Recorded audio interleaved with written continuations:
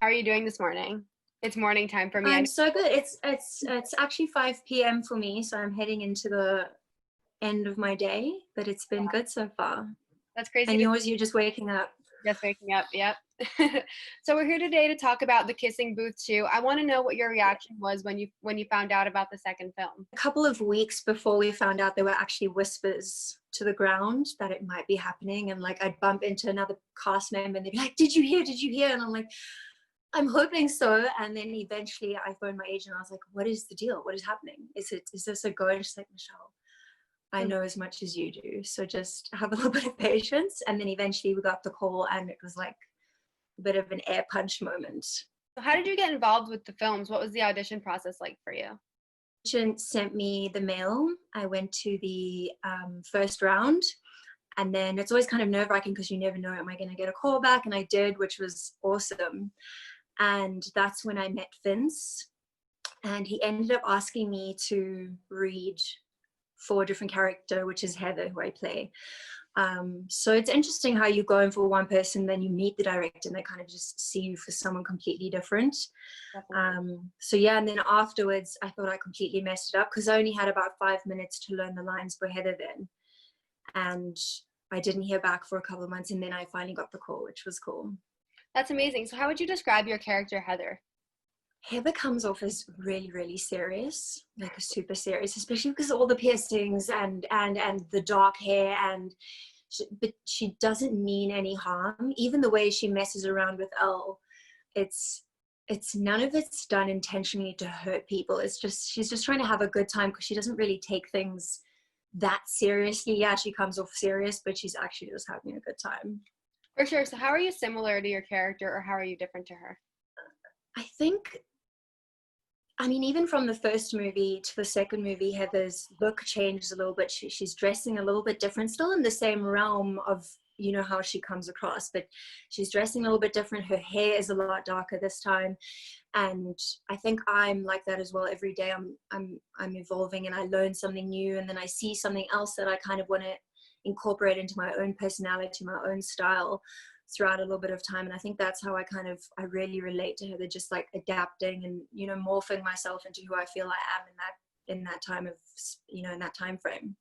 Definitely. So The Kissing Booth has obviously been super successful. Why do you think the franchise has had such like success in its time period? We're genuinely having such a good time, and I think that translates so well. And because it's also relatable content that, you know, people can get so caught up in all of this stuff, especially love. You know, it's a very serious topic, but if you just kind of have fun with it, then it's going to work out for the better. And I think that's why it does so well, because it's relatable content portrayed in a really fun way. Definitely. So this is the second film. How do you think it's going to be different than the first one, or what do you think fans are going to be surprised by the second film? So much. It's kind of, you know, when you're watching a series and you constantly have new characters coming in, and that's exactly what the fans are going to be faced with this time. More characters, and I think it's going to make them question their loyalty, or like how they related, or did I really enjoy that character that much? Because now I have someone new, and now I kind of understand their perspective a whole lot more, and that's what they're going to be faced with now. I'm definitely going to watch, and I'll have to see that for myself too. Yeah, I'm glad. What was a typical day like on set for you? Start so early, like call time is 4 a.m. sometimes, which is so painful. But so the first thing I would do is go straight to breakfast, and then I'd go and lie down in my trailer and put the heat on and lie there for a while, and then we'd go through makeup, and there's a lot of waiting on set. So you have a bit of downtime to just collect yourself, especially because you're starting so early in the day, and then you can kind of get your thoughts and your ducks in a row. And every day is so different. Mostly the main things that will be the same is when you have food and when you eventually wrap. That's awesome. How would you describe the atmosphere on set? You know, the process of filmmaking is so personal. You spend so much time with people and you get to know them so well. So, and especially because you do a sequel, you know, the atmosphere becomes so much more relaxed. And because we know each other so well, especially the cast, you kind of know exactly when to like go hang out with someone and when to just give them their space, which is a really beautiful thing to get to know people so well. So generally the atmosphere is very, very calm unless you're having shooting difficulties. Other than that, it's very smooth sailing. Yeah. So what's a behind the scenes secret you could share with us about the film or like just the set in general? I want to be able to say so bad, but I can't. There is an amazing, amazing secret, which fans are going to freak out when this comes to light. So all I'm going to say is just be aware. Just be aware. And you mentioned what you like so much about being on set is hanging out with your castmates and getting to know them. Have you stayed in touch with them over like the quarantine, or how often do you contact? I have. I actually spoke to Josh 2 or 3 days ago. He FaceTimed.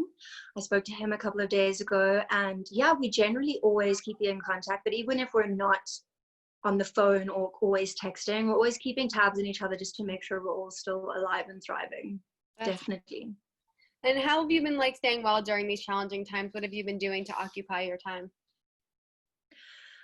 So I'm very, very, very fortunate that my parents have a small holding out in the middle of nowhere. So I came here for lockdown and quarantine, and I'm pretty much just in nature. I mean, my mom has chickens and I've got my cat here. So I've been very blessed to have that to get away from the chaos and just unwind a little bit. For sure. Have you discovered that you had any new hobbies, or have you done anything to occupy your time?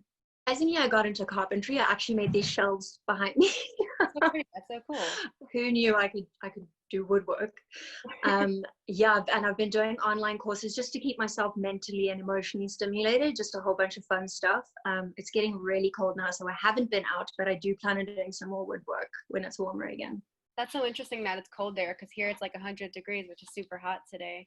That's great. I'm so jealous. The pipes actually froze here the other day, and one of them burst. That's how cold it got, which is not pleasant. Oh my goodness. And lastly, where and when can fans watch you in the kissing booth too? So I think number 2 drops tomorrow, the 24th. Yeah, it's probably going to be later in the day, in the evening for me, for daytime for you guys, the 24th of July. Very, very exciting. Yeah, I hope everyone loves it. It was a lot of fun to make. Definitely. Well, thank you so much for taking the time to talk with me this morning. I really appreciate your time. Thank you so much. Thank you so much for your patience again. I really appreciate it.